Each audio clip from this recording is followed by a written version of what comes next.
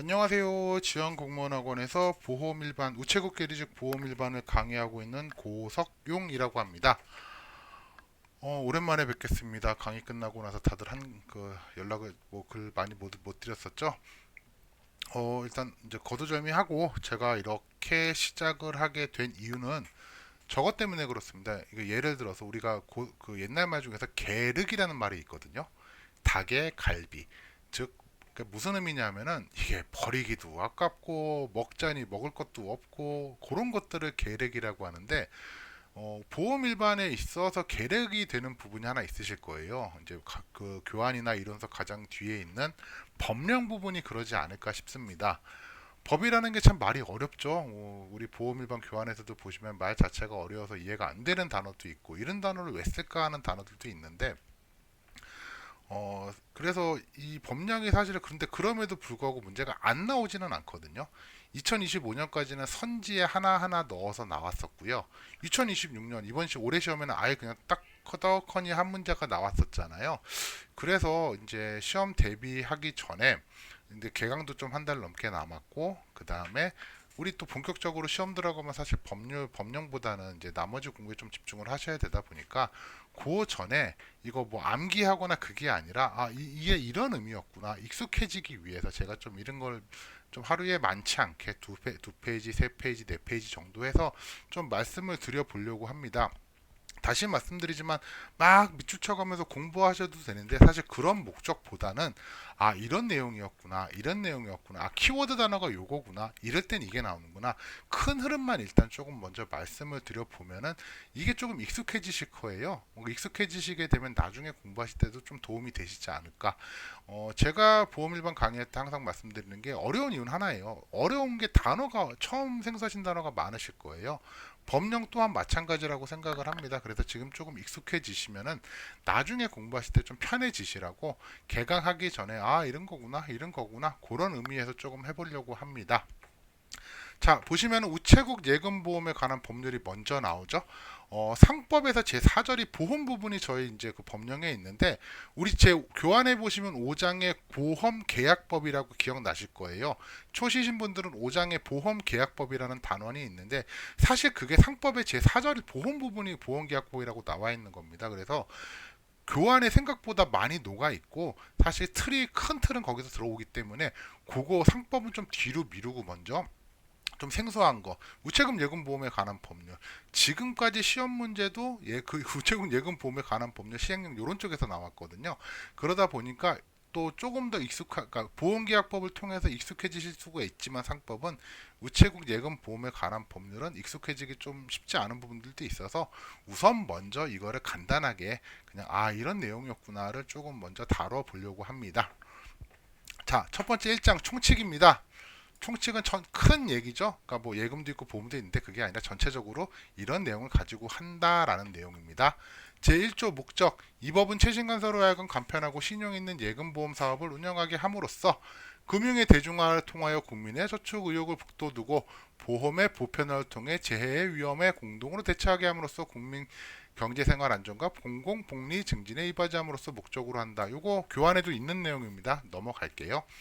2조 정의 우체국 예금은 예금이겠죠. 예금 통장은 통장일 거고요. 증서는 예금 증서, 보험은 우체국에서 취급하는 보험, 계약은 보험료 납입하고 보험금 받는 계약을 말하는 거고 보험 사고는 보험금 지급 사유가 발생하는 사고를 말하게 됩니다. 우체국 3조 우체국 예금 보험 사업의 관장 요거 시험에도 몇 번 나왔었고요. 떡하니 교환에 박혀 있는 거죠. 6장에 예금 사업은 국가가 경영하고요. 과학기술정보통신부 장관이 관장한다라고 되어 있습니다. 뒤로 가서 쭉 말씀드리겠지만 먼저 말씀드리면은요. 총칙에는요. 그 과학기술정보통신부 장관만이 나옵니다. 우리 큰 거는 과기부 장관이 하고 세부적인 것들을 우정사업본부장들이 한다고 보통 그렇게 말씀을 드렸었는데 요 내용에 있어서는 과학기술정보통신부 장관하고 하나 더 뒤에 나오겠지만 금융위원회 두 가지만 기억하시면 될 것 같습니다. 전부 다 과학기술정보통신부 장관만 나온다. 그렇게 생각하시면 되는데 이제 그게 어떤 내용이 과학기술정보통신부 장관이 나오냐 그 정도는 기억하시는 게 좋겠죠. 그 다음에 우체국 건전성의 유지 관리 우체국 예금 보험 사업에 관한 건전성을 유지하고 관리하기 필요한 경우에 누가? 과학기술정보통신부 장관, 말씀드렸죠. 과기부 장관만 나옵니다. 금융위원회에 검사를 요청할 수 있다. 자, 두 가지 나온다고 말씀을 드렸어요. 과학기술정보통신부 장관, 금융위원회. 예전에 강의 때도 몇 번 말씀드렸지만 우체국은 금융감독원과는 상관없습니다. 금융위원회가 들어갑니다. 제2항 과학기술정보통신부 장관은 우체국 예금보험의 사업의 건전한 육성과 계약자 보호를 위하여 금융위원회와 협의하고 건전성, 또 금융위원회죠. 건전성을 유지 관리하기 위한 필요한 기준을 정하여 고시하여야 한다. 과학기술정보통신부 장관은요, 건전한 육성과 계약자 보호를 위해서 금융위원회와 협의하여 건전성을 유지하고 관리하기 필요한 기준이 생길 거 아닙니까? 그걸 고시하여야 한다. 그런 내용이 있습니다. 제3조의 3 소비자 보호, 여기서 2025년에 시험 선지가 하나 나왔었습니다. 과학기술정보통신부 장관 뭐라고요? 과기부 장관만 나오죠. 그러니까 건전성은 과기부 장관, 소비자 보호하는 것도 과기부 장관. 우체국 예금보험에 관한 법률이라고 하면 그렇게 됩니다. 우체국 보험상품에 관한 예금 보험상품에 관한 계약의 체결 또는 계약 체결에 권유를 하거나 청약을 받은 것에 관한 최신간서 거래 상대방, 계약자가 되겠죠.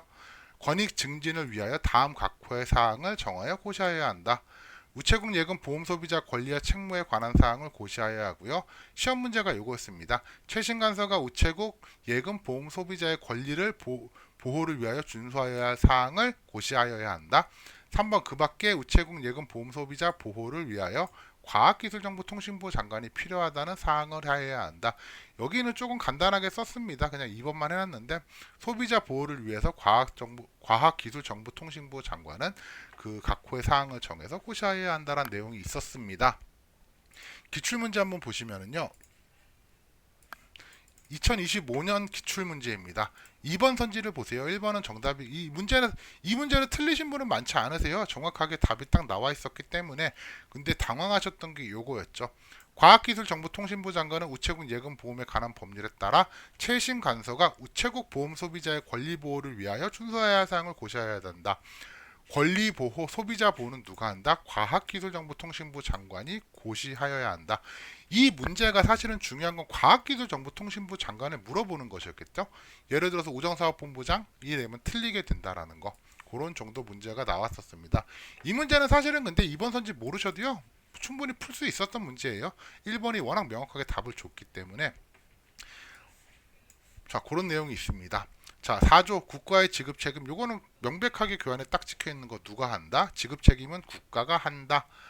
국가가 운영하고 과학기술정보통신부 장관이 관장한다고 되어 있는데 지급 책임도 보험금 등의 지급 책임은 국가가 하게 됩니다. 5조는 삭제되었네요.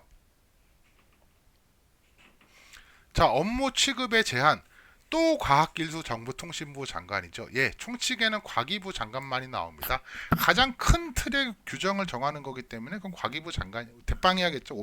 오야봉이란 말을 요즘 애들 쓰나 오야봉이 하겠죠. 자, 전시, 사변, 천재지변 그 밖에 부득이한 사유가 있을 때 과학기술정보통신부 령으로 정하는 바에 따라 우체국 예금 보험에 관한 취급 업무를 제한하거나 정지할 수 있다. 요 비슷한 내용이 이제 교환에 있는 내용이 전시에는 보험금 지급을 아니한다라고 되어 있죠. 그게 상법에서는 그렇게 되어 있고요. 여기 나중에 나오겠지만 우체국 예금보험에 관한 법률 쪽에서는 감액하여 지급할 수 있다. 제한하거나 정지할 수 있다. 그 내용입니다. 그걸 누가 한다고요? 과학기술정보통신부 장관이 합니다. 업무 취급 제한도 과기부 장관이 하고 만약에 그랬을 경우에는 공고해야 된다. 이 내용이 하나 더 있습니다. 제7조 피해자 예금 등에 대한 편의 제공. 만약에 이렇게 전시, 사변, 천재지변 그 밖에 부득이한 사유로 피해를 입은 예금자 및 보험계약자, 피보험자, 수익자, 관련자겠죠. 예금이나 보험 관련자 등은 과학기술정보통신부령이 정하는 바에 따라서 수수료를 면제하거나 그 밖의 이용 편의를 제공할 수 있다. 누가 한다고요? 역시나 과학기술정보통신부 장관입니다. 여기도 업무 취급의 제한도 과기부 장관이었고요. 여기 피해 예금자 등에 대한 이용 편의 제공은 역시나 과기부 장관입니다. 보험 예금 증대 활동 과학기술정보통신부 장관은 제8조입니다. 예금보험을 늘리고 유지하여야 할 필요 활동을 할 수 있고요. 활동 경비 지출에 필요한 사항은 과학기술정보통신부령으로 한다. 야, 예금 더 많이 받아와, 보험 더 많이 받아와, 내가 뭐 지출 경비 줄게. 이런 것들 과기부 장관이 한다라는 거고요. 8조 예금 보험 업무 취급에 관한 우편물은 무료로 할 수 있는데 경우에 따라서 누가 과학기술정보통신부령으로 청하는 바에 따라서 무료로 할 수 있다. 역시나 과기부 장관입니다. 제10조 관련 부처와의 협의 등 뭐 우체국도 정부기관이다 보니까 관련 부처와 협의할 것들이 있겠죠. 역시나 여기 제가 좀 이런 식으로 표현을 했는데 과학기술정보통신부 장관이 요 다섯 가지가 전부 다 걸리는 거예요. 그래서 이렇게 좀 표를 하나 만들어 봤습니다. 과학기술정보통신부 장관은 예금의 종류별 이자율을 정하려면 누구와 협의한다고요? 금융위원회. 앞에도 금융위원회랑 협의를 했었죠. 다 협의는 누구와 한다? 금융위원회가 한다. 단 한국은행법에 따라 금융통화위원회를 금통위라고 그냥 짧게 부릅니다. 금통위가 정하는 기준 범위에서 이자율을 정하는 경우에는 협의하지 않고 이자율을 정할 수 있다. 금통위가 정하는 기준 범위에서 이자율을 그 안에서 이자율을 정하는 거는 굳이 협의 안 하고 할 수 있다라는 내용입니다. 죄송합니다. 예금 여기죠. 과학기술정보통신부 장관 또 나오죠. 계약보험금 한도에 이거 제시이신 분들은 아시겠죠. 뭐 4천에 5천, 4천에 900, 뭐 900 이런 용어도 있고 한데 역시나 과학기술정보통신부령으로 하지만 금융위원회에 협의해야 한다. 금융위원회 다 협의를 하는 겁니다. 협의 대상은. 자, 요 제목이 그거잖아요. 10조는 관련 부처와의 협의 등. 또 과기부 장관입니다. 국채 및 공채 매매 이율과 요 1항 이자율 정하는 거. 다른 예금 종류별 이자율을 정할 때에는 금융위원회에 알려야 하고 협의를 안 한다 하더라도 알리긴 해야 된다는 거예요. 예금 거래와 관련된 약관 혹은 약관을 만들거나 변경했을 때도 금융위원회에 알려야 한다. 여기 이런 식으로 제가 좀 표시를 해놨습니다. 약어를 좀 쓸게요. 금통위, 금융위 이런 식으로 좀 줄여서 말씀을 하겠습니다. 보험의 종류를 수령하려면 금융위원회 서류 등을 제출하고 협의해야 된다. 다 금융위원회죠. 자, 과기부 장관은 그 보험의 결산이 1년마다 3개 정도마다 모든 회사 결산을 하잖아요. 보험이 결산이 끝났을 때 재무제표 등 결산 서류를 두고 금융위원회에 역시 제출하고 협의한다. 2사 5장 그 보험 계약 한도액, 4장 보험 종류 수정, 5장 결산 끝났을 때 보험에 관련된 내용 등은 과학기술정보통신부령으로 한다. 자, 과학기술정보 1장은 총칙에서는요. 과학기술정보통신부 장관, 과학기술정보통신부 장관령, 그 다음에 뭐였죠? 금융위원회 이렇게 나옵니다. 제10조에입니다. 주민등록 전산정보 자료 이용. 과기부 장관은 요 밑에 두 개에 해당되는 경우에는 행정안전부 장관, 행안부 장관이라고 하죠. 저희가 주민등록 전산정보 자료의 제공을 요청할 수 있습니다. 특별한 사유가 없으면 행안부 장관은 이걸 따라야 되는데 어떤 경우냐? 소멸시효가 완성된 예금 및 보험금 등 지급이 한 경우, 예를 들어서 보험이 만기가 됐거나 예금이 만기가 됐을 때 그 예금의 원 권리자, 이거 받아가야 될 사람이 있을 거 아니에요. 예금이든 보험이든. 그 사람을 관련 사항을 그 사람한테 알려줘야 될 때, 그때 이 사람 주민번호 관련된 거 좀 알려주세요라고 요청할 수 있다라는 거예요. 두 번째, 예금의 보험금 죄송합니다. 요거 만기도래라고, 만기가 여기인데 소멸시효 뭐 보험금 청구라든지 뭐 우리 3년 있었던 거 있지 않습니까? 보험금 지급 기간이라든지 그런 것들, 그런 내용이고요. 만기가 도래하거나 효력이 상실하거나 해지 등 계약의 변경 사유 발생 등 거래 상대방의 권리 의무에 영향을 미치는 사항을 알리기 위한 경우, 계약의 변경 사유 발생 등에서 어떤 상대방의 권리 의무가 뭐가 바뀌는 경우 있지 않습니까? 그런 경우는 누구한테? 행안부 장관한테, 누가? 과학기술정보통신부 장관이 요청을 해서 받을 수 있다. 그 정도입니다. 자, 다음 장부터는 예금이고요. 제가 오늘 말씀드린 내용은 뭐 이거 암기하셔야 됩니다. 뭐 그런 거보다는 제 강의 특징이 여러 번 반복을 하고 익숙함을 많이 드리거든요. 보험이라는 과목이 어렵게 느껴지시는 이유 중에 하나가 용어가 좀 생소해서 그런 경우도 많아요, 사실. 그래서 이렇게 자꾸 용어가 익숙해지시면 나중에 공부하실 때 편해질 것 같아서 이런 자리를 그러니까 공부하세요 이런 개념보다는 우리 익숙해집시다. 그런 기준으로 해서 개강하기 전까지 뭐 하루에 2-3장 정도, 총 37페이지밖에 안 돼요. 하루에 2장 한다 하더라도 뭐 이틀에 한 번 정도, 3일에 한 번 정도 쉽게 보시면 좀 편하게 공부하실 수 있는 기회가 되시리라 생각이 듭니다. 그래서 이런 자리를 마련했습니다. 자, 자, 오늘 간단하게 기억하실 거 과학기술정보통신부 장관, 그 다음에 금융위원회, 뭐 관장하는 거 건전성 유지 관리해야 되고 소비자 보호하고 국가의 지급 책임은 국가가 하는 거죠. 업무 취급 제한하는 건 누가 하고 만약에 취급 제한을 했을 때 피해는 누가 피해자에 대한 이용 편의 이용들은 누가 또 정하고 우편물을 무료 취급할 수 있는데 예금보험은 누가 또 그걸 정하고 관계부처와 협의는 누가 하고 주민등록 전산정보자료 이용도 누가 요청을 한다? 다 과학기술정보통신부 장관. 자, 금융이 나오는 거 있었죠. 관련 부처와의 협의는 다 금융위원회. 그런 식으로 해서 간단하게 조금 기억을 하셨으면 좋겠습니다. 예, 남은 주말 잘 보내시고요. 오늘 저녁도 편안한 저녁 되시길 바라겠습니다. 감사합니다. 안녕하십니까. 지원공무원학원 보험일반 고석용입니다. 어제는 총칙에 대해서 1회는 저 총칙에 대해서 올린 거고 두 번째는 우체국 예금보험에 관한 법률 총칙에 있어서 3장 보험 쪽을 하겠습니다.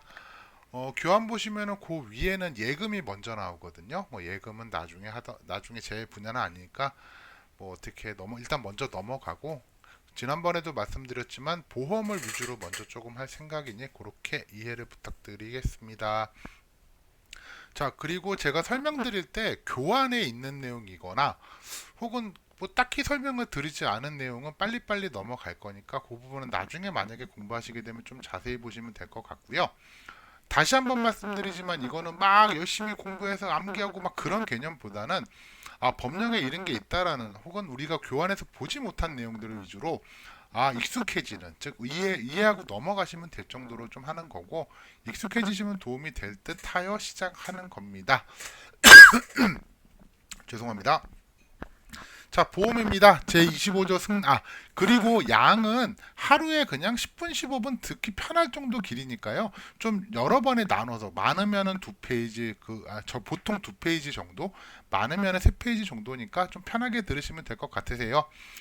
자, 일단 3장 보험입니다. 청약의 승낙, 체결하려는 자가 첫 보험료 내야지 책임이 개시가 되죠. 납입과 함께 청약하고 승낙함으로써 비슷한 문제가 나왔는데 부활이 되든 뭐가 됐든 청약하고 승낙이 되어야 됩니다. 어쨌든 간에 승낙함으로써 그 효력이 발생한다. 효력은 보험료를 냈기 때문에 이건 교환에 있는 내용입니다. 승낙한 때에는 보험증서를 작성해서 주어야 한다라는 내용도 있고요. 또 역시나 우리 첫 시간에 과학기술정보통신부하고 금융위원회가 있었죠. 기재사항은 과학기술정보통신부를 영어로 한다. 이런 내용이 있습니다. 특약에 따른 불이익 변경 금지 26조고요. 보험계약자 등에게 불리하게 변경하지 못한다. 누가? 과학기술정보통신부 장관. 역시나 과기부 장관입니다. 제27조 보험약관. 또 과기부 장관이죠. 과기부 장관은 보험 계약 내용에 관한 사항을 보험약관 정하여 고시하여야 한다. 누가? 과학기술정보통신부 장관이 보험약관을 정하여 고시합니다. 보험계약 또는 이 법의 보험계약에 관하여 이 법 또는 과학기술정보통신부령으로 규정하지 않는 건 당연히 보험약관에 따라가게 되어 있습니다. 부합계약성 기억나시죠? 보험약관이 우선입니다. 자, 보험의 종류와 금액 등 누가 만든다고요? 예, 과학기술정보통신부령으로 한다. 기억하시는 게 좋아요. 그 우체국 예금보험에 관한 법률은 대부분 과학기술정보통신부령입니다. 우리 작년 2026년 시험에서도 나왔던 문제가 잠시만요. 제가 한번 가져와 볼게요. 시험 2026년 요거였죠. 법령 문제가 나온 것 중에서 우체국 예금보험에 관한 법률은 누가 여기 어쩌고 저쩌고 요건 누가 한다고요? 1항에서 과학기술정보통신부 장관 여기가 과학기술정보통신부령으로 한다. 이런 문제가 나왔었습니다. 참고 삼아서 한번 보여드렸고요.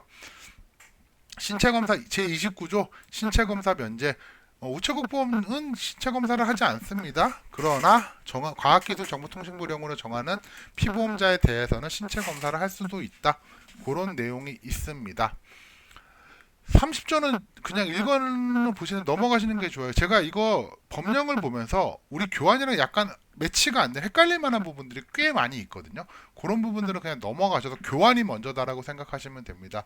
계약자가 수익자를 지정하지 않는 경우는 보험 계약자로 수익자로 본다라고 되어 있는데 우리 교환에서는 그렇게 되어 있죠. 수익자를 정하지 않았을 경우 생존보험금은 계약자, 입원 수술 장애 등은 피보험자, 사망은 법적 상속인. 그걸 위주로 보시는 게 더 좋아요.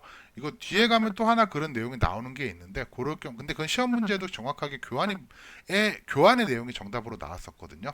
그러면은 우리가 볼 때 법령 부분보다 그 교환 부분을 더 중요시 생각을 하시면 되고요. 그런 건 안 나온다라고 보셔도 될 듯합니다. 보험금의 감액 지급 최신간서는 보험 효력이 발생 후 과학기술정보통신부 또 과학기술정보통신부입니다. 보험사고가 발생할 경우 과학기술정보통신부 영으로 정하는 바에 따라 일부를 지급하지 아니할 수 있다. 감액할 수 있다. 줄여서 할 수 있다는 얘기입니다. 감액이란 금액을 줄인다예요. 그게 보험료 감액일 수도 있겠지만 대부분 다 보험금의 감액이라고 생각하시면 됩니다. 제32조 보험계약의 승계 보험계약자는 피보험자의 동의를 받아 제3자에게 보험계약에 인한 권리 의무를 승계할 수 있다. 요거 교환에 있는 내용이거든요.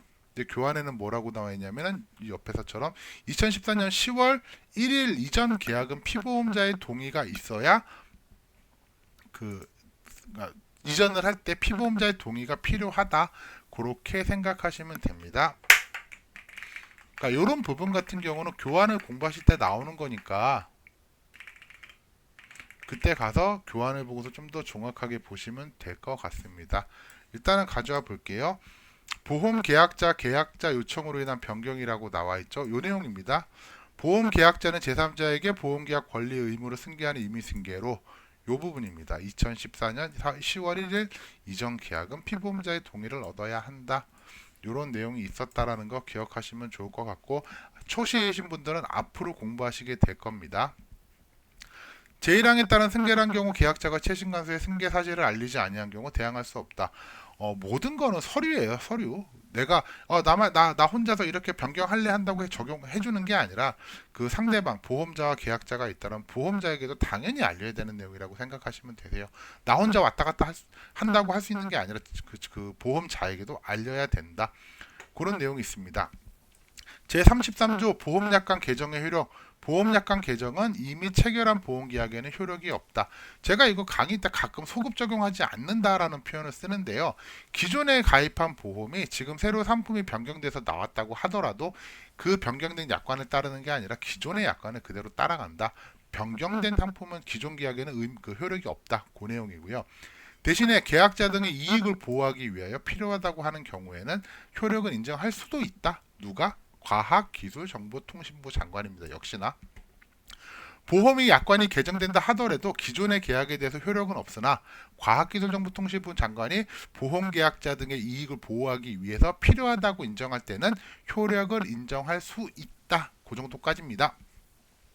보험계약의 변경, 계약자는 과학기술정보통신부 령으로 정하는 바에 따라 최신간서 계약 내용의 변경을 청구할 수 있다.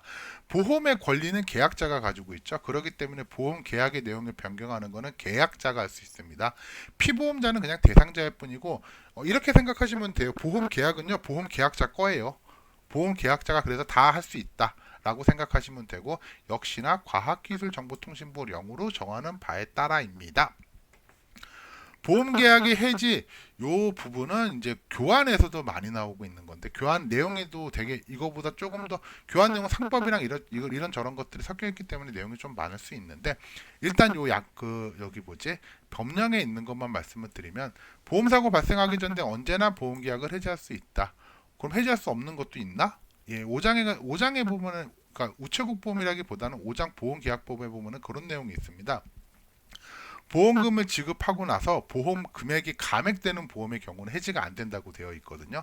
그건 천천히 공부하실 때 이제 나중에 보실 텐데 어쨌든 사고 발생하기 전에는 보험계약을 해지할 수 있다. 이런 내용이 있고요. 보험계약을 체결할 때 보험계약자 또는 피보험자가 과학기술정보통신부령으로 정하는 중요한 사항 왜 그 사항의 고의 또는 중대한 과실로 고지하지 아니하거나 부실한 경우에는 최신간서는 그 사실을 알게 된 날로부터 1개월 이내 보험계약일로부터 5년 이내 보험계약을 해지할 수 있다. 우리 이거 취소 해지 취소 내용이 이런 내용이 조금 있는데 여튼 그거는 이제 그쪽에 있는 거고. 자, 근데 왜 보험계약자 피보험자일까요? 초시신 분들은 그냥 들으면 두시면 되고요. 이제 제시신 분들은 아시겠지만 고지 의무 하는 사람, 고지 의무 관계자가 누가 있냐면은 계약자하고 피보험자 그리고 그들의 대리인입니다. 그 수익자가 빠지고 계약자 피보험자가 과학기술정보통신부를 영어로 정하는 고지사항을 중대한 과실 또는 고의로 고지하지 아니하거나 고지할 경우에는 최신간서가 그 사실을 안 날로부터 1개월 이내, 보험계약 효력 발생일로부터 5년 이내에만 그 계약이 해지가 가능하다. 그거 넘어가면 해지 못한다 그 얘기입니다. 최신간서는 보험계약 체결 당시 36조 1항 2호, 36조 바로 밑에 있네요. 1항 2호, 요 내용입니다. 의 경우에 보험사고가 이미 발생하였거나 발생할 수 없는 것임을 안 때는 계약을 해지할 수 있다. 1호 2항은 왜 빠졌느냐? 보험계약자 등이 보험계약 체결 당시 이미 보험사고가 발생하였거나 발생할 수 없는 것임을 알고 한 보험계약의 경우는 취소가 아니라 무효사유가 되기 때문에 그렇습니다. 뭐 그 정도 보시면 될 것 같고요. 자, 36조 그럼 제대로 한번 다시 볼까요? 보험계약의 무효입니다. 다음 각 호의 어느 하나에 해당하는 보험계약은 무효로 한다. 보험계약자 또는 피보험자 사기로 인한 보험계약. 우리 이것도 교환에 있는 내용입니다. 사기로 인한 보험계약은 무효사유이지만 사기로 인한 고지 의무 위반은 다르게 되어 있었죠. 한번 볼까요? 한번 찾아보겠습니다. 사기로 인한 고지 의무 위반은 5장에 나오는 5장이겠죠 아마. 그건 계약법적 내용이기 때문에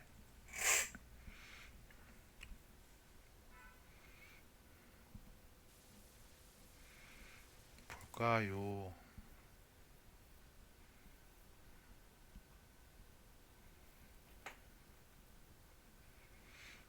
아까 그 5년 내용 여기 있네요. 보험 계약자가 보험 기간에 어쩌고 저쩌고 아닙니다. 죄송합니다. 고지 의무 위반입니다. 사기로 인한 고지는 다릅니다.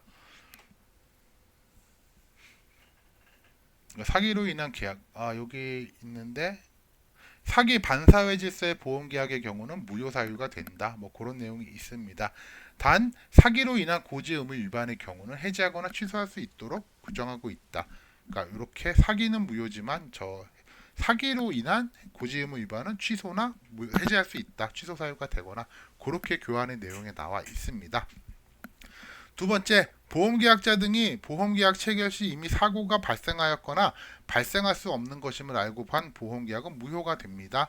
요거는 해지가 아니라 무효사유라는 거 위에 있었죠. 36조 1항 요 내용이 있었고요.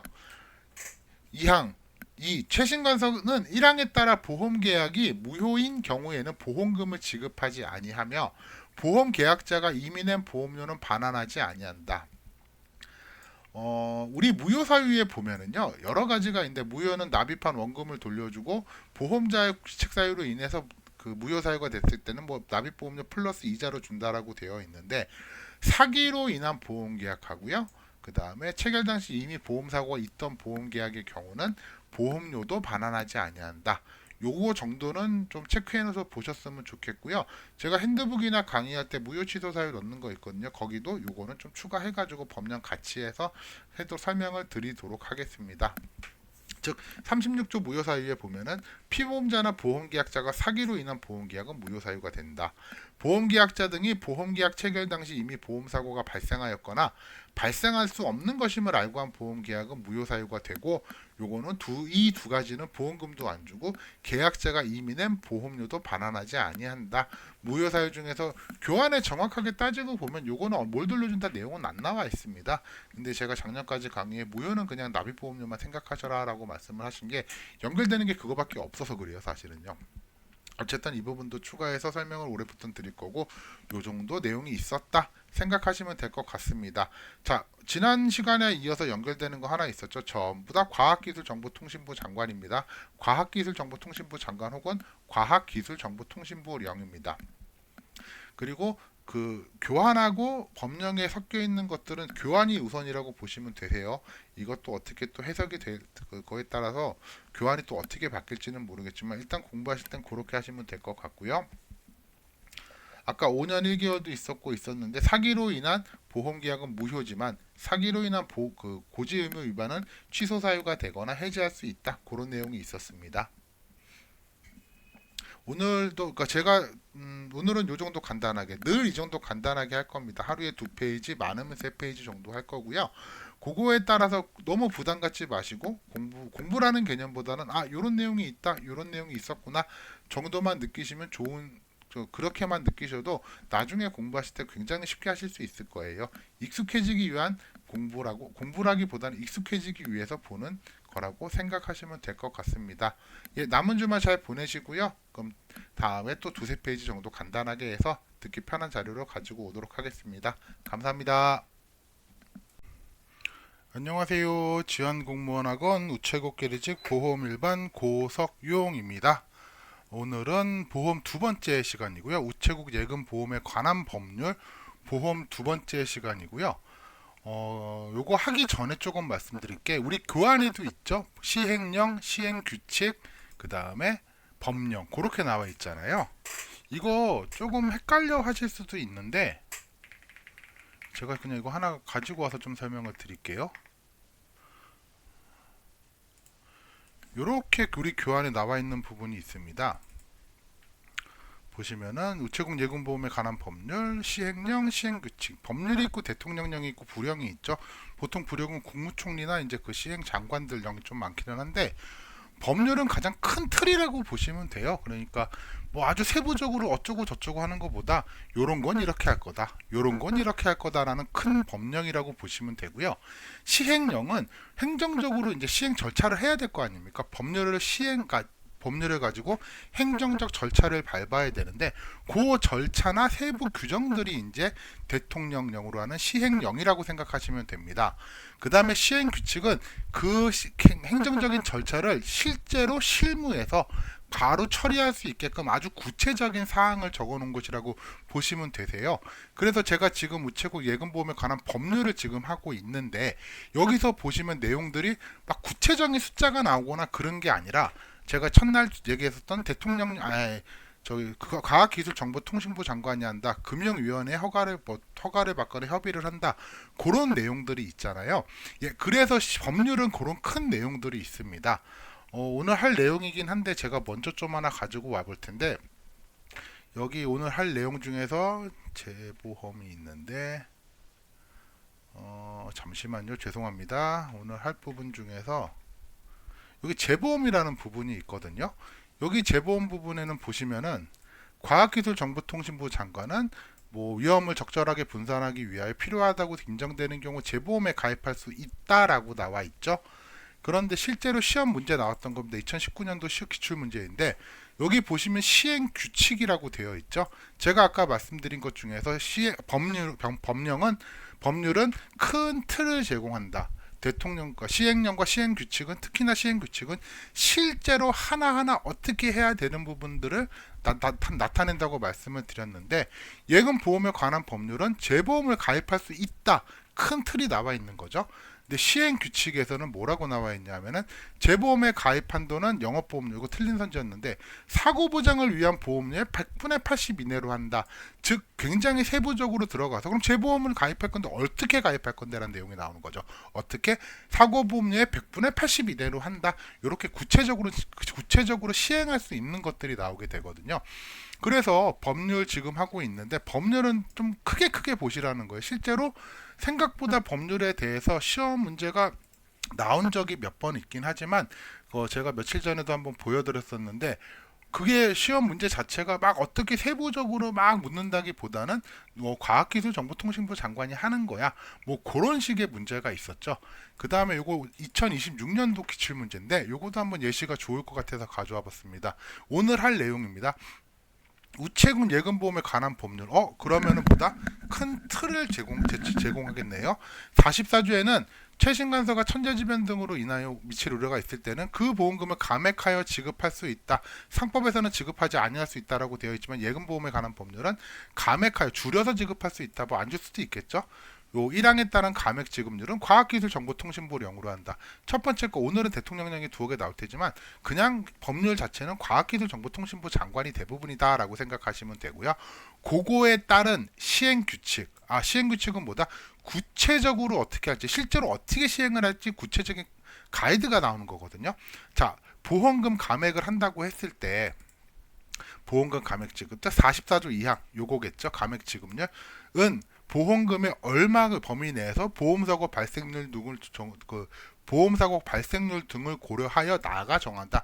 큰 틀은 과기부 장관이 하고 세부적인 건 우정사업본부장이 한다고 말씀을 드렸었습니다. 우정사업본부장 100분의 50, 즉 실제로 시행을 할 때 어떻게 숫자가 나오는지 이런 식의 구분이 된다라는 거, 그거를 알고서 공부하시게 되면 조금은 편해지실 것 같아서 먼저 말씀을 드렸습니다. 그래서 오늘도 법률에 관련된 내용들, 보험의 이제 나머지 부분들을 할 건데, 그렇다 보니까 숫자가 오늘은 나오는 부분이 한 군데가 있긴 하지만 역시나 얘도 대략적인 큰 것들을 위주로 나온다라고 생각하시면 될 것 같습니다. 37조부터입니다. 37조. 보험계약자가 보험료를 내지 아니하고 과학기술정보통신부 령으로 정하는 유예기간이 지날 때에는 그 보험 효력을 잃는다. 유예기간이 지나면 실효가 된다, 효력을 상실한다라는 내용이죠. 요거 초시신 분들은 모르시겠지만 제시신 분들은 아실 거예요. 이 유효기간이 시험에 2번이 나왔었거든요. 한 번은 실제로 날짜가 대입돼서 나왔고, 나머지 한 번은 다음 달의 말일까지다라는 거. 그런 거는 예금 보험에 관한 법률에 있는 게 아니라 시행규칙이나 시행령에 들어가 있겠죠. 어쨌든 유예기간이 지나면 효력을 잃게 된다라는 내용이 크게 있고요. 두 번째, 유예기간이 지난 후부터 보험료 납입을 해야 되는 기간이 지난 후부터 1개월 이내에 그 계약의 보험료를 납입 완료한 보험계약으로 변경해 줄 것을 청구한 경우 요 실효되는 거, 효력을 잃는 거는 뭐 적용하지 아니한다, 이런 내용이 있습니다. 보험계약자가 제1항에 따른 유예기간이 지난 후부터 1개월입니다. 숫자가 오늘 몇 개 나온다고 말씀을 드렸어요. 1개월 이내에 그 계약을 보험료 납입 완료한 보험계약으로 변경해 줄 것을 청구한 경우는 제1항을 적용하지 아니한다. 실무에서는 감액완납이니 뭐니 몇 가지 제도가 있거든요. 그거는 뭐 지금 특별하게 설명드릴 내용이 아니라서 넘어가도록 하겠습니다.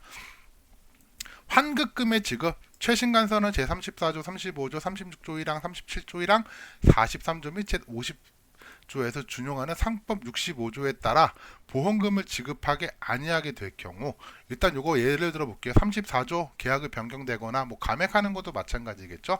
보험금에 감액을 하게 될 경우에는 그게 감액되는 부분을 해약하는 것으로 보기 때문에 해약환급금을 지급한다라고 교환에 있습니다. 나중에 차차 공부하실 거예요.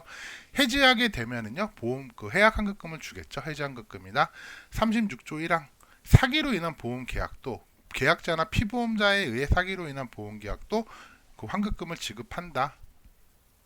보험금은 안 줍니다. 보험금을 주는 게 아니라 이거 보험이 네가 처음에 잘못된 거야, 네가 해약을 했잖아, 그럼 해약 환급금을 지급한다라는 거예요. 보험금은 안 줍니다. 37조 1항 요게 효력이 상실됐을 때 이런 거고, 보험료를 납입하지 못해서 유예기간이 지나면 효력이 상실되거든요. 그럴 때 해약을 신청을 하게 되면 해지환급금을 준다. 43조 최신간서의 면책, 이런 경우도 나중에 보시겠지만 이제 보험금은 지급이 안 되고 해약환급금을 지급할 거고요. 50조는 딱히 여기서 보실 내용은 없습니다. 뭐 주저리 쓴 거라서. 자, 그럼 그 상법에 어쩌고 저쩌고 나와 있는 부분은 뭘까? 요거는 교환 내용이니까 제가 말씀을 드릴게요. 상법에 655조 내용이 있었죠. 655조 계약 해지와 보험금 청구권. 죄송합니다. 살짝 올라갈게요. 제가 요거를 어디서 봤더라. 한번 찾아보겠습니다. 짠. 이상해졌죠? 볼까요, 한번? 665조 요 여러 가지 사항의 계약을 해지했을 때 보험금을 지급할 책임은 없고, 보험이 해지가 돼서 해약이 됐으면 보험금을 지급을 안 주고 고지 위반을 하거나 위험 변경 증강 통지 계약 해지 의무, 요것도 이제 교환에 있는 내용인데, 계약자의 고의나 중과실 요럴 경우도 일단은 보험금은 안 나갑니다. 대신에 이제 해약환급금, 보험금 반환을 청구할 수 있다. 그런 내용이 있습니다. 제가 조금 빨리 읽어드린 경우는요, 나중에 읽을 때 되게 자세하게 하거든요. 이 부분에 대해서. 그 뒤에 보험금을 주지 않는 사항도 있고 해서 그거 때문에. 그런데 중요한 건 뭐다? 보험금 안 준다. 대신에 그 적립한 금액, 우리가 해약환급금이라고 불리는 적립한 금액의 일부를 계약자한테 돌려준다 라고 되어 있습니다. 다만 이거 과학기술정보통신부령입니다. 법령은 대부분 다 43조 이하 이후에 따른 보험사고가 보험계약자에 발생할 경우는 돌려주지 않는다. 자, 43조 2조가 뭐냐 하면은 계약자 또는 수익자가 고의로 인하여 발생한 생명 신체에 관한 보험사고 요걸 얘기하는데, 이 중에서 누구? 계약자에 의해 발생한 경우, 즉 문장을 정리하자면은 계약자의 고의로 인하여 발생한 보험 사고에 대해서는 환급금도 주지 않는다. 요 문장입니다. 왜 그러냐 하면 보험은요, 계약자의 고유 재산이에요. 보험금이 아니라 보험료 납입하고 해약 환급금은 누구 재산이다? 계약자의 재산이기 때문에 계약자가 보험사고로 발생할 경우는 해약 환급금, 즉 그걸 받을 목적도 될 수 있기 때문에 계약자에 의해서 사고가 발생할 경우는 환급금을 돌려주지 않는다. 당연히 보험금도 돌려주지 않겠죠? 예, 이 부분은 예금 보험에 관한 법률에도 있고요. 교환의 상법에도 이 부분이 나와 있습니다. 보험 사고가 계약자에 의해서 발생한 경우는 보험금을 환급금, 적립금을 돌려주지 않는다는 내용이 있습니다. 이 내용은 한번 좀 보시면 좋을 것 같아요. 나중에 공부하실 때도 나오는 내용입니다. 넘어가셔도 되시고요. 나중에 또 계속 자세하게 교환해서 할 거니까요. 자, 39조입니다. 보험계약의 부활. 참 애매한 부분. 그러니까 제가 교환하고 헷갈리시면, 법령하고 헷갈리시면 교환이 먼저다라는 말씀을 몇 번 드리는데, 그 부분이 이 부분이라고 생각하시면 돼요. 제시이신 분들 기억하실 겁니다. 우리 부활은 몇 년 안에 해야 되죠? 3년 안에 해야 되죠. 그런데 예금보험에 관한 법률에서는 제37조 1항, 죄송합니다. 어디 갔어? 예. 37조 1항이 뭐죠? 유예기간이 지날 때는 보험계약은 효력을 잃는다라고 되어 있고, 보험계약이 효력 상실을 2년이 초과하지 아니하는 범위에서 미납보험료와 함께 보험계약을 부활할 수 있다라고 되어 있습니다.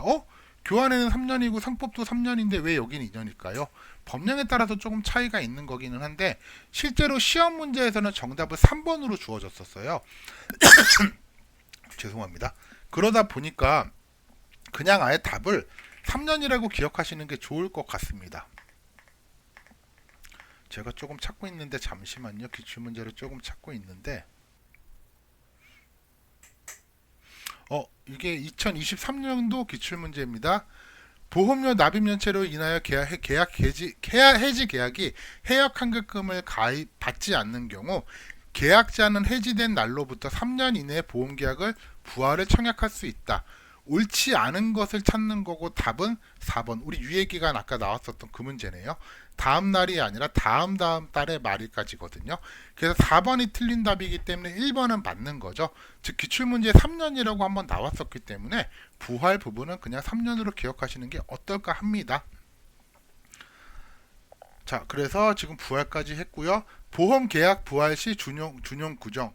보험계약 부활에 관여해서는 31조 35조 2항 제3항 및 제36조를 준용한다. 이게 무슨 말이냐면은, 보험계약의 부활은요, 보험계약 신계약이라고 제가 표현을 할게요. 처음에 보험계약을 하는 것과 동일한 법령을 똑같이 적용을 한다라는 얘기입니다. 요건 상법에도 있고요, 예금보험에 관한 법률에도 있는데, 부활을 할 때는 3년이 안 되고 그런 기본 조건이 있지만, 야 이거 무효계약이면은 이거 무효로 할 거야? 그게 36조죠. 그 다음에 35조 2항, 야 이거 너 계약할 때 고지 위반하면은 해지할 거야. 이게 신계약, 보험계약을 처음 청약할 때도 적용이 되지만 부활할 때도 당연히 적용이 된다. 즉 그 보험계약을 할 때 있는 법령들을 부활에서도 적용을 시킨다. 그게 준용이라고 생각하시면 됩니다. 31조 보험금의 감액 지급. 보험사고가 발생할 경우 과학기술정보통신부령으로 정하는 보험기간 내에 보험사고가 발생할 경우 일부를 지급하지 아니할 수 있다. 대표적인 예로서 우리 암 진단금이 있었죠. 암은 90일이 지난 경우는 그 보험금을 지급하지 않습니다. 이거는 이제 교환에는 없는 내용인데, 대신에 우체국 보험의 경우 암보험에 보통 1년 내에는 50%만 지급할 수 있습니다. 자, 감액의 내용은 최신간서는 보험계약의 효력 발생 후 과학기술정보통신부령으로 정하는 기간 내에 보험사고가 발생할 경우에는 과학기술정보통신부령으로 정하는 바에 따라 보험금의 일부를 지급을 아니할 수 있다. 우리가 새로운 청약을 했을 때 암 같은 경우 1년 이내 90일 이후에 발병을 하게 되면은 원래 계약 금액의 50%만 감액해서 줄여서 준다. 그런데 부활도 똑같이 그거를 적용을 한다. 그래서 준용 규정이라고 되어 있습니다. 새로운 계약이 청약할 때랑 이런 내용들은 똑같이 적용이 된다. 이건 상법에도 있거든요. 그래서 이렇게 된다라는 거 기억하시면 될 것 같고요. 환급금 대출 해약 해지된 경우 되돌려줄 수 있는 금액 범위에서 대출할 수 있다. 예, 대출한다는 얘기입니다. 자, 보험금 지급 등 시 공제, 환급금 어쩌고 저쩌고인데요. 이거 나중에 나와요. 내가 만약에 보험이 해지된 경우에는요, 내가 대출받은 것들 있지 않습니까? 그거 빼고 줍니다. 다 주는 게 아니라 그걸 빼고 지급한다. 그 정도 생각하시면 될 것 같고요. 자, 42조 보험금 지급 시 공제가 요거죠. 환급금이나 보험금을 지급할 때는 뭐 사망보험금도 마찬가지고 장애보험도 마찬가지라고 되어 있습니다. 여기 내용에는요. 미납보험료가 있으면 지급해서 빼고 지급한다. 대출금이나 내가 보험료를 내야 되는데 안 낸 것들은 그거 차감하고 지급해 준다. 그렇게 생각하시면 됩니다. 자, 43조 최신간서의 면책. 최신간서는 다음 각 호의 어느 하나에 해당하는 보험사고에 대하여는 보험금 책임을 지지 않습니다. 39조 2항이 뭐였죠? 그 보험은 원래 청약과 승낙이죠. 승낙이 안 되면 보험금 청구가 그 청약 승낙을 할 때부터 이제 하는 건데 언제 보험계약이 부하로 2년 이내에 자살하거나 자해 행위로 발생한 보험사고 요거 우리 무효사유 우체국 보험에서 9장인가에 나오는 내용입니다. 2년 이내에 자살하면 보험금을 안 주지만 그게 넘어가면 자살을 해도 보험금을 지급하게 됩니다. 그래서 요거 면책사항이고요. 보험계약자 수익자가 고의로 발생한 요거 사고 다만 수익자가 여러 명인 경우는 그가 지급받을 부분만 해당된다. 계약자가 피보험자 이거 나중에 공부하실 내용이니까 정리해서 한번 말씀드릴게요. 계약자가 피보험자를 해친 경우는 어떤 경우든 보험금이 지급이 안 됩니다. 피보험자가 피보험자를 해친 경우도 지급이 안 되지만 효력 발생 후 2년이 지난 후에 자살을 하게 될 경우는 지급이 됩니다. 예외사항이죠. 그리고 세 번째가 수익자가 피보험자를 해친 경우도 보험금이 지급이 되지 않지만 만약에 수익자가 여럿인데 그 중에 한 명이 피보험자를 해칠 경우는요, 나머지 수익자에 대해서는 보험금을 지급합니다. 그 무효사유에 있는 내용이고 그 중에서 2개 면책사항 그 내용이 있다라는 거 먼저 말씀을 드리겠습니다. 보험금의 감액 지급, 최신간서는 천재지변 전쟁 그 밖의 별난으로 인한 보험사고 발생 시에는 보험금 계산 어쩌고 저쩌고 있을 때에는 보험금을 감액하여 지급할 수 있다. 상법에서는 지급을 아니할 수 있다라고 되어 있지만 예금보험에 관한 법률에서는 감액할 수 있다. 우리 이거 기출에 있었던 거죠. 그 감액 기출은요, 작년이었나? 아까 봤던 건데 아까 여기서 감액률 44조죠. 감액률은 누가 정한다? 과학기술정보통신부령으로 정한다. 요거까지 기억하시면 될 것 같습니다. 그러니까 뭐 사고, 천재지변이나 전쟁 같은 거 나면 보험금 줄여줄 수 있다는 얘기입니다. 그냥 별난 등으로 하면요. 그 다음에 수급권의 보호가 나옵니다.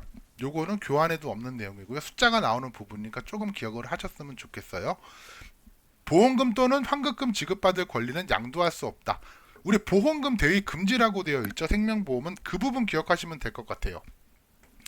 보험금 또는 환급금을 지급받을 권리는 양도할 수 없습니다. 생명보험, 특히나 예금보험에 관한 법률에도 찍혀있죠. 보험금을 지급받을 권리에 대하여는 다음 각 호의 금액은 압류할 수 없다.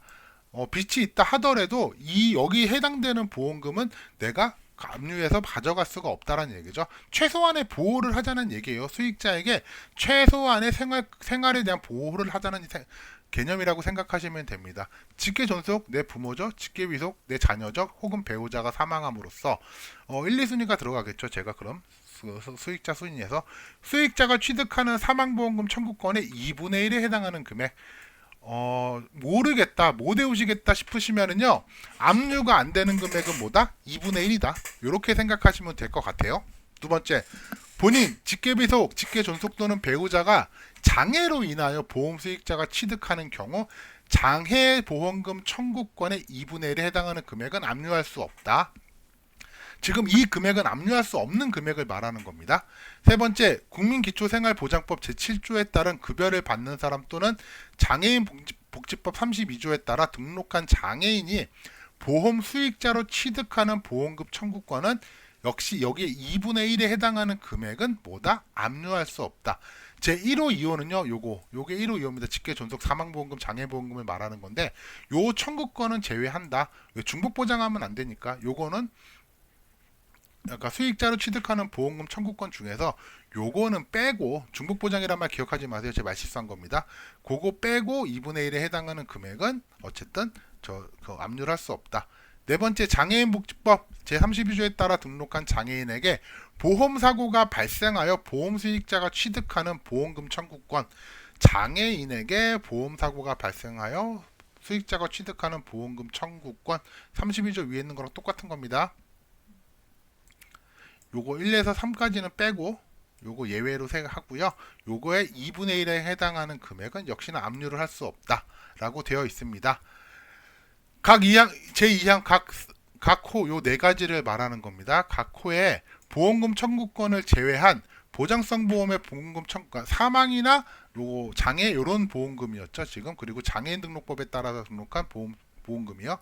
그런 거 제외하고 보장성 보험의 보험금 청구권과 해약 환급금 청구권에 대하여는 보험 수익자 또는 계약자의 생계 유지가 필요하다고 인정하여 대통령, 이 사람은 이거 없으면 생활을 못해 죽을 것 같아, 그렇게 필요하다고 인정하여 대통령령으로 정하는 금액은 압류할 수 없다라는 거.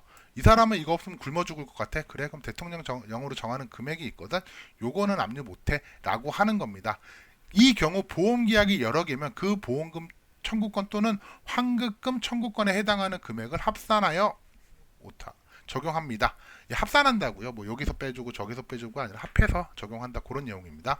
요거 아마 뒤에 가면은 이 정하는 대통령령으로 정하는 금액이라고 되어 있긴 하지만 요런 게 되게 막연하잖아요. 요런 게 시행령 시행 규칙에 정확하게 얼마 몇 분의 몇이라는 표현이 되어 있는 경우가 대부분입니다. 그래서 제가 아까 법령, 시행령, 시행규칙을 잠깐 설명드렸던 거고요. 제2항 각호에서 3번 제2항 각호의 보험금 청구권을 취득하는 보험계약이 여러 개인 경우 제2항 각호와 제3항의 보험금 청구권 또는 환급금 청구권을 취득하는 보험계약을 합하여 여러 개인 경우에는 제3항을 적용하지 않고 요거 생계유지 적용하지 않고 2항 각호의 보험금 청구권만 각 보험계약별로 2항을 적용한다. 이런 내용이 나와 있습니다. 제2항 및 제4항을 적용한 금액, 이 최저 보장 금액이 미만인 경우에는 2항과 4항임에도 불구하고 최저 보장 금액을 압류할 수 없는 금액으로 한다. 이것저것 다 빼봤더니 다 합쳐봤자 최저 보장 금액이 안 되면 최저 보장 금액을 압류할 수 없는 금액으로 한다. 이렇게 되어 있습니다. 45조 2하고 43조 3은요. 이거 읽어보세요. 그냥 어떻게 하고 누가 뭐 이거 뒤에 대통령령으로 정하는 금액이 있는데 이런 내용이 있거든요. 1항 및 2항에 따른 전산 시스템 구축은 대통령 국가가 부담되게 300인가 400만 원이라고 나와 있을 텐데 요거 뒤에 이런 부분이 있으니까 그때가 저 자세히 말씀을 드리고요.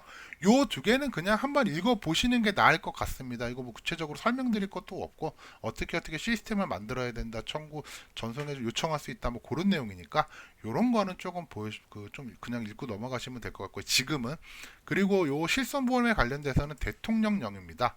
왜 대통령령이 나오냐 하면은 이거 우체국 예금보험에 관한 게 아니라 실손보험은요. 이게 모든 회사가 다 동일한 겁니다. 우체국만 해당되는 게 아니기 때문에 그래서 실제로 대통령령으로 좀 더 위쪽에서 필요한 영이 있지 않았나 저는 그렇게 생각을 합니다. 그래서 45조 2항하고요. 45조 3항은 한번 읽어보시면 좋겠습니다. 자, 46조 부당 이등의 징수. 최신가서는 거짓이나 그 밖의 부정한 방법으로 보험금을 지급받은 자에게는 그 지급액을 반환을 요구할 수 있다. 좀 너무 이게 크게 확대할 수도 있겠지만 사기쳐서 보험금 받은 거 돌려놔 이거라고 생각하시면 되세요. 이 경우 보험 계약자 등이 거짓 진술이나 거짓 증명으로 보험금을 지급하게 하였다면 연대하여 책임진다. 요거는 이렇게 해석을 해도 괜찮을 것 같아요. 이 보험 사기치는데 해당되는 사람들은 다 공통으로 연대해서 책임진다. 그 정도 의미 생각하시면 될 것 같습니다. 제1항의 경우에는 환급금을 지급하지 아니한다. 우리 아까 보험 사기쳐서 계약하는 것 중에서보다 계약자가 들어가는 경우는 환급금 안 준다고 했었죠. 그 내용이 지금 연결되는 겁니다. 여기서도 계약자가 나옵니다.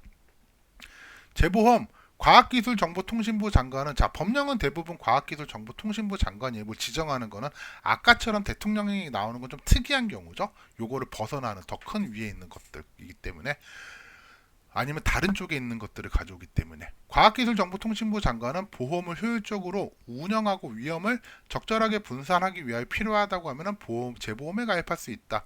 보험회사도 보험 가입합니다.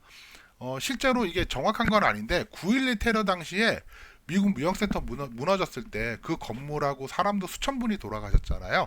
근데 보험회사가 망한 회사는 없어요. 근데 재보험회사가 그때 망했거든요. 망했나 망하기 직전까지 갔나 제가 가물가물한데 오래된 얘기해서 로이드라는 회사가 그때 망할 뻔했나 망했나 그렇습니다. 그러니까 어차피 보험회사들도 보험을 들고 있습니다. 즉 우체국 보험도 재보험을 가입할 수 있습니다. 그 사항은 누가 결정한다? 과학기술정보통신부령으로 한다. 제47조 복지시설의 설치 보험계약자 누가? 과기부 장관은 보험계약자 등의 복지 증진을 위하여 의료 휴양 등 필요한 시설을 설치할 수 있다. 1항에 따른 시설은 보험계약자 등 외에 자에게도 이용할 수 있다. 이거 시험 문제 내기 좋겠죠. 과학기술정보통신부 장관은 보험계약자 등의 복지 증진을 통해 의료, 휴양 등에 필요한 시설을 설치할 수 있고 이는 보험 관계자만 이용할 수 있다. 이러면 틀린 문장이 되겠죠. 이런 것들이 좀 중요한 좀 내기 시험 문제가 나올 만한 것이라고 생각이 되고요. 제1항에 따른 시설의 설치와 운영에 필요한 비용은 우체국 특별보험회계법에 따르는 우체국 보험 적립금에서 지출한다. 이 정도는 좀 체크해 놓으시는 게 좋을 것 같아요. 우체국 적립금에서 지출합니다. 복지시설은 써볼까요? 여기다가 복지시설 우체국 특별보험 특별회계법에 따른 우체국 적립금에서 지출한다. 보험계약자 등 외의 자에게도 이용하게 할 수 있다. 이 정도 내용이 있었습니다. 보상금의 지급 이거 보험 판매하면 그거 주라고요. 저거 수수료 주라고요. 네, 그 내용입니다. 특별회계 이 법에 따른 보험의 회계에는 관여하여 따로 법률을 정한다. 우체국보험 특별회계법 보고 생각하시면 되겠죠. 50조 상법의 준용 보험에 관해서는 상법 39조, 643조, 655조, 662조, 731조 및 733조, 734조로 준용한다. 준용이 제가 아까 말씀드렸죠. 상법에 있는 이 내용을 똑같이 적용한다. 예, 그렇게 생각하시면 됩니다. 오늘은 그래도 기억하셔야 할 단어가 몇 개 나오긴 했네요. 수급권의 보호는 뭐 사망보험금, 장애보험금 뭐 여러가지 네 가지 항목이 있었으나 얼마? 50%요. 반 손 못 대죠. 2분의 1은 손을 못 댄다. 압류 금지다. 압류 못한다. 요 정도 기억하시면 될 것 같습니다. 이제 보험은 짧죠. 법률은 생각보다 그렇게 길지는 않고요. 그 다음에 이제 요 분쟁위원회 예금보험분쟁조정위원회 요거 몇 개 있는 거 하고 나서 이제 시행령 시행규칙으로 들어가도록 하겠습니다. 다시 말씀드리지만 열심히 파서 공부하시는 것도 좋은데요. 간단하게 그냥 읽고 넘어간다. 이 정도가 있었구나 생각하시면 좋을 듯하여 올리고 있습니다. 예, 감사합니다. 안녕하세요. 지연공무원학원 우체국 계리직 보험일반 고석용입니다. 오늘은 1장 총칙에서 4장 우체국 예금 보험 분쟁 조정위원회에 관련돼서 말씀을 드리겠습니다. 다시 말씀드리지만 막 열심히 공부하시는 것도 좋아요. 그런데 제가 이걸 하는 거는 이런 내용이 있었구나 혹은 이 내용으로 가지고 이해를 하고 넘어가시면 문제가 나오더라도 암기를 안 하셨더라도 풀 수 있지 않을까 하는 생각에 좀 쉽게 쉬엄쉬엄 또 아직 본격적인 개강한 것들이 없다 보니까 그렇게 좀 보시길 바라는 마음에 올려봅니다. 자, 51조 우체국 예금 보험 분쟁 조정위원회 설치 및 구성. 우리 분쟁조정위원회 몇 번 얘기 들어보셨었죠? 3장에서 나왔었는데 이제 그 내용이 이제 그거는 이제 금융이고 요거는 이제 우체국이라는 거 그 차이가 조금 있습니다. 자, 어떻게 된다? 과학기술정보통신부 소속으로, 장관 소속으로. 우리 1장에서 제가 말씀드린 것 모두 다 과학기술정보통신부였고요. 금융위원회에 협의하는 내용들이 종종 있었죠, 몇 가지가. 예, 총칙에서는 계속 과학기술정보통신부 장관이라는 게 계속 반복이 됩니다. 1번, 우체국 예금보험 이해관계인 사이에 발생하는 예금계약, 예금지급, 보험모집, 보험계약 및 보험금 지급 등 우체국 예금보험 관련 분쟁으로서 대통령령으로 정하는 분쟁을 조정하기 위하여 과학기술정보통신부 소속 장관 소속으로 우체국 예금보험 분쟁 조정위원회를 둔다. 이하 분쟁조정위원회라고 한다고 합니다. 제2항 분쟁조정위원회는 위원장 1명 포함한 15명 위원으로 구성한다. 위원장 1명, 위원장 포함해서 15인 이내입니다. 15인 이내로 한다. 이런 숫자 같은 거는 기억하시면 좀 좋겠죠? 그렇게 어려운 숫자들은 아니니까 좀 기억하셨으면 좋을 것 같습니다. 위원장 1명이고요. 위원장을 포함해서 15명 이내로 분쟁조정위원회를 구성한다. 분쟁조정위원회 위원장은 위원 중에서 과학기술정보통신부 장관이 지명합니다. 과기부 장관이 지명합니다. 또 과학기술정보통신부 장관이죠. 제가 지난주에 기출문제 보여드렸을 때 예를 들어서 지난번 시험이었죠. 예금보험에 관한 법률하고 시행규칙에서 딱 2개가 나와서 여기는 다 과학기술정보통신부 장관을 좀 의심해서 그렇게 냈을 수 있었을 것 같다라는 말씀을 한번 드렸었습니다. 자, 위원장도 위원 중에서 과학기술정보통신부 장관이 지명하며 위원도 다음 요 4가지 항목이 있는데 여기에 해당하는 사람 중에서 누가 과학기술정보통신부 장관이 임명한다, 지정한다. 모든 게 다 과학기술정보통신부 장관입니다. 자, 그럼 그 해당 사항은 뭐냐? 첫 번째, 예금보험 관련 기관, 단체 또는 예금보험 사업체에서 심사, 분쟁, 조정 업무 등에 10년 이상 근무한 사람. 10년 이상 근무한 사람입니다. 두 번째, 변호사 또는 전문의 자격이 있는 사람. 변호사, 아무래도 분쟁 조정이니까 또 보험이니까 의학적인 게 좀 많이 들어가겠죠. 세 번째, 소비자기본법 제28조에 따른 소비자단체 또는 같은 법 33조에 따라 설립된 한국소비자원, 요게 중요한 거죠.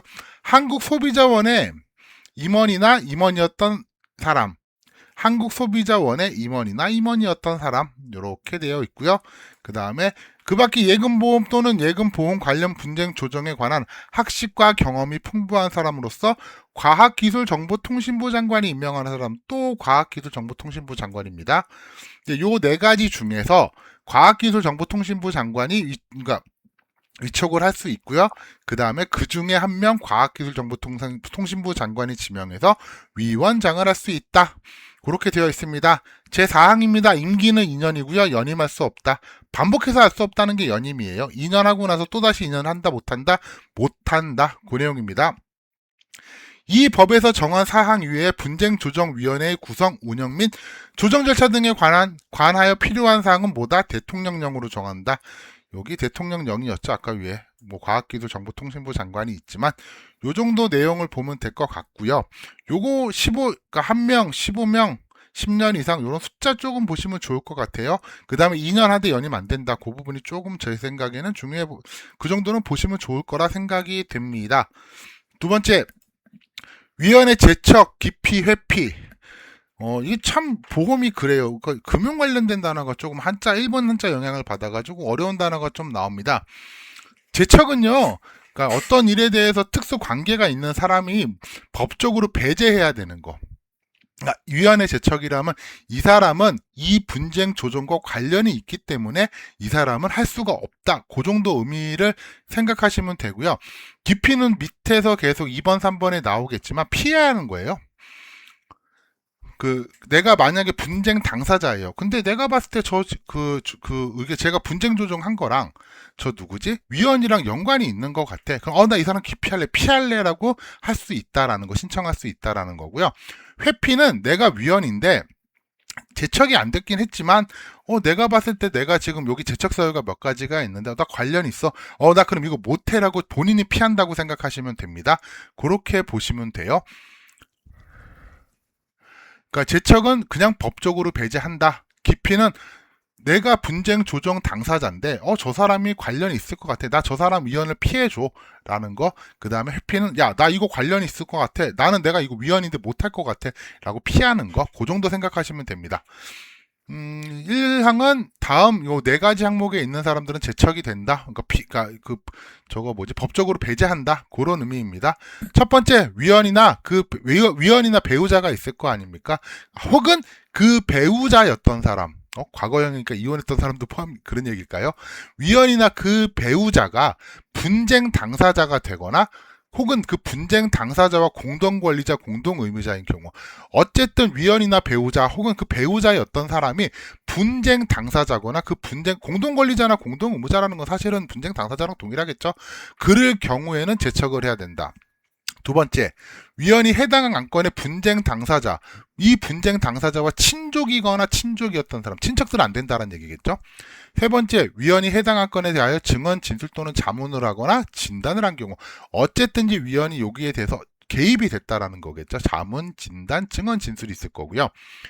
네 번째, 위원이나 위원이 속한 법인 단체 등의 분쟁 당사자의 대리인이거나 대리인인 경우, 위원이나 그 위원의 그 위원이나 그 들어가 있는 단체가 대리인이거나, 그러니까 본인이 돼서 안 되고요. 대리인이 돼도 안 되고, 그 친족도 안 되고, 이제 여러 가지 안 되는 것들을 보시면은 관계가 있는 사람들이죠.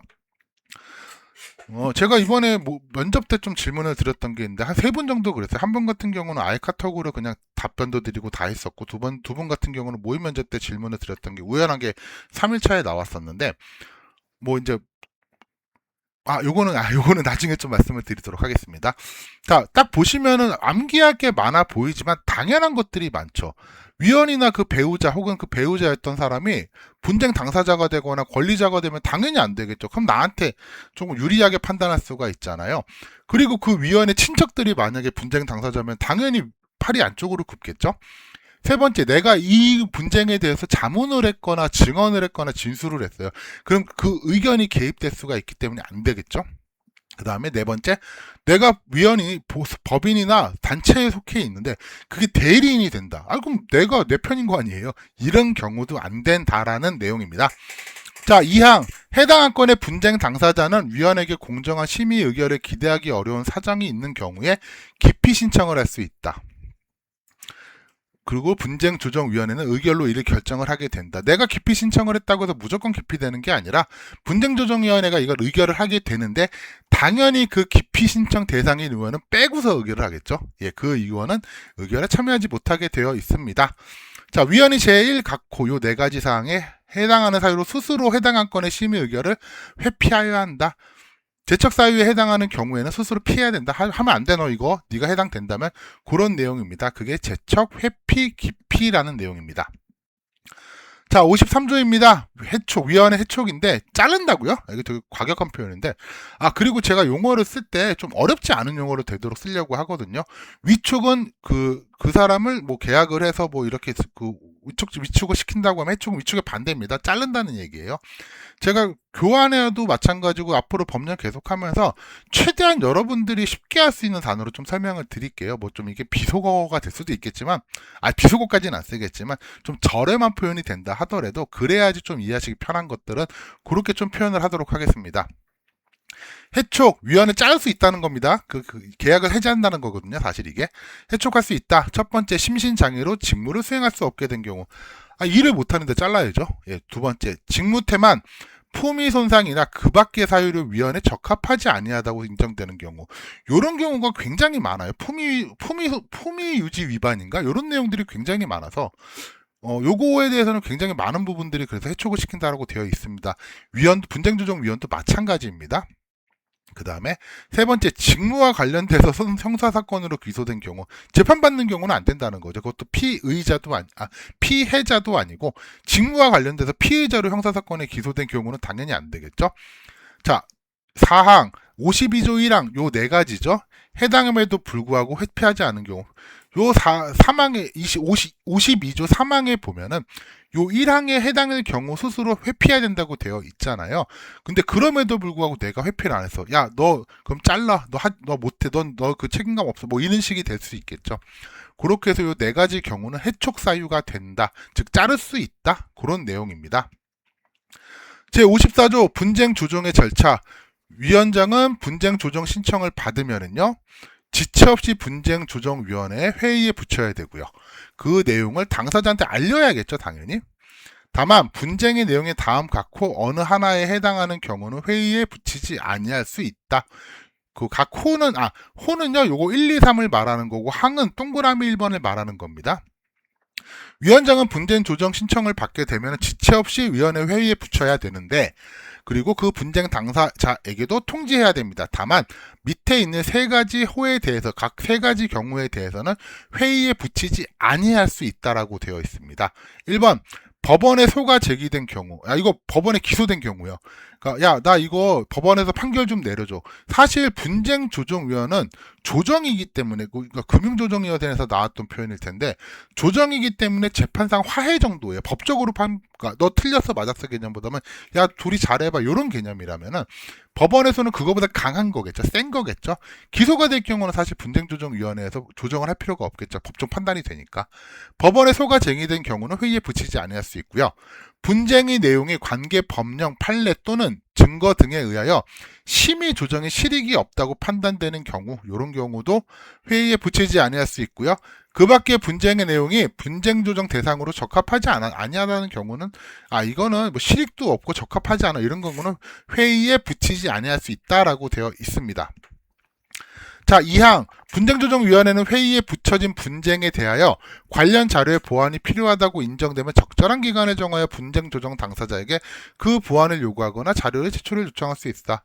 뭐 너무 뻔한 내용 당연한 거죠. 야, 자료 모자라 더 줘. 할 수 있다라는 거죠. 세 번째, 분쟁조정위원회는 해당 분쟁의 회의에 붙여진 날로부터 60일 이내에 심의 조정해야 된다. 요거 비슷한 내용 있었죠. 3장에서 보험윤리와 소비자보호 때 보면은 분쟁조정 신청일 이후 30일 이내로 아니면 30일 이내로 합의가 이루어지지 않으면 조정위원회로 넘기기 금융입니다. 우체국은 아닌데 내용이 똑같아서 조정회부로부터 60일 이내에 심의 또는 조정안을 마련해야 된다라고 되어 있죠. 3장에 우체국 예금보험에 관한 법률 우체국 예금보험 분쟁조정위원회도 마찬가지로 60일 이내에 심의 또는 조정을 해야 한다라는 내용이 있습니다. 자, 제55조 벌칙 적용해서 공무원 의제. 우리 의제라는 말 많이 보셨어. 우리 증여 의제도 있었죠. 그 10장에서 보험상품에서 법률 쪽에 보면은 그 법령 쪽, 세제 쪽에 의제라는 말이 있는데, 의제는 원래 본질은 달라요. 근데 똑같다는 거죠. 동일하게 처리할 수 있다라는 거죠. 사실과 동일한 사실과 같이 처리한다 혹은 판단을 한다. 그러니까 증여 의제는 이게 증여인지 아닌지 모르겠어. 정확하게는 다르지만 증여하고 동일하게 처리한다. 그런 거를 증여 의제라고 하죠. 여기서도 분쟁조정위원은 형법 129조부터 132조까지의 규정을 적용할 때 공무원으로 본다. 어쨌든 저희가 정확하게 어떤 직책인지 모르겠지만 이 사람이 분쟁조정위원은 형법에서 129조, 132조까지 공무원이 아닐 수도 있음에도 불구하고 어떻게 한다? 공무원과 동일하게 처리한다. 그렇게 얘기가 되어 있는 겁니다. 잠깐만요. 그럼 궁금한데요. 형법 129조부터 132조까지 잠깐만 한번 볼게요. 저도 궁금해서 한번 보도록 하겠습니다. 129조부터 우와, 형법이 되게 많네요. 129조가 수뢰, 사전 수뢰. 공무원이 또는 중개인이 그 직무에 관해 뇌물수수 요구할 때, 요거는 공무원이라고 뇌물 받으면 공무원이라고 판단한다. 제3자 뇌물 적용. 공무원 또는 중개인이 그 직무에 관하여 부정한 청탁을 받고 제3자에게 뇌물을 공유하거나 공여를 요구하는 경우, 뇌물 주는 거는 다 공무원하고 동일하게 본다는 겁니다. 131조 사후수뢰. 부정한 행위를 했는데 너 이거 부정한 행위하면 나중에 돈 줄게. 요런 것들 있잖아요.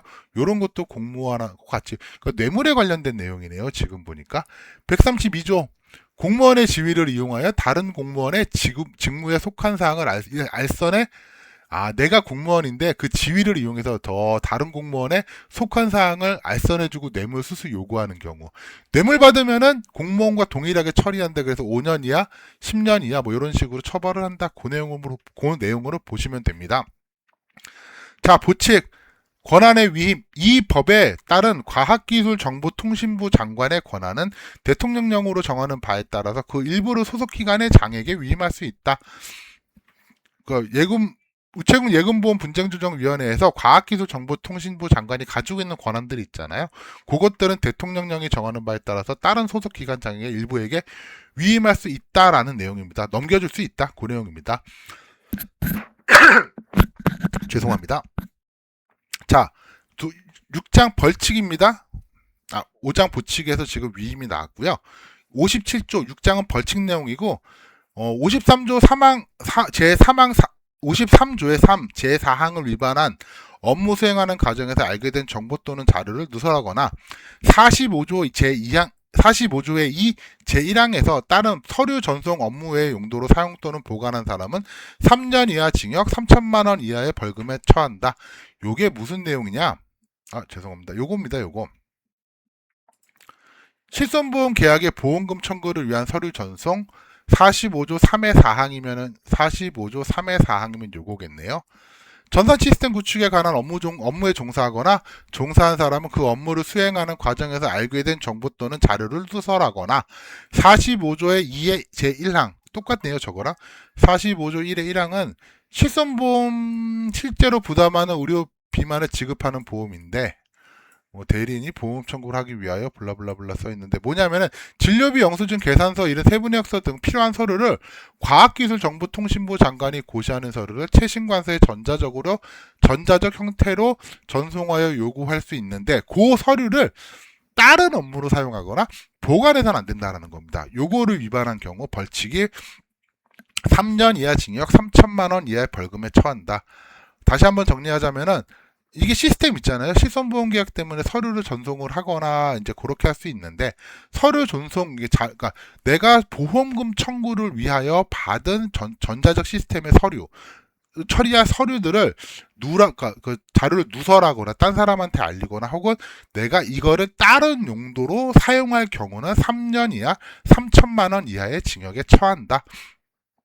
지금은 막 무슨 내용인지 헷갈리시죠? 자, 그럼 뭐다? 실손보험 청구하는데 여러 서류들이 있대. 그거를 딴 사람한테 누설하거나 정보를 팔거나 하게 되면은 3년 이하 3천만 원 이하의 벌금에 처한다. 요 내용이 있습니다. 그리고 마지막 부칙, 이 법은 2024년 10월 25일부터 시행한다. 다만 42조의 이 개정 규정은 의료법. 그러니까 다른 법이 아까 몇 개 있었잖아요. 그런 것들과 이런 것들은 2025년 10월 20일부터 시행한다. 이게 지금 이제 총칙은 끝났는데 제가 요 말씀을 한번 드리고 싶었던 게 법령은 또 바뀔 수 있습니다. 법령은 매년 바뀌거든요. 근데 사실 그렇다고 하더라도 불안해 하시지 않으실 게 크게 바뀌는 거는 없어요. 그래서 제가 지금도 이렇게 내용 자체가 막 어떤 단어가 바뀌거나 그럴 수 있겠지만 당연한 틀이 바뀌진 않거든요. 그러니까 지금은 좀 편안하게 읽어보시고 너무 암기하시는 것도 좋지만 너무 그렇게 딸딸 외우지 않고 이런 내용이 있었구나 정도만 이해하셔도 큰 도움이 되실 거라 생각합니다. 예, 감사합니다.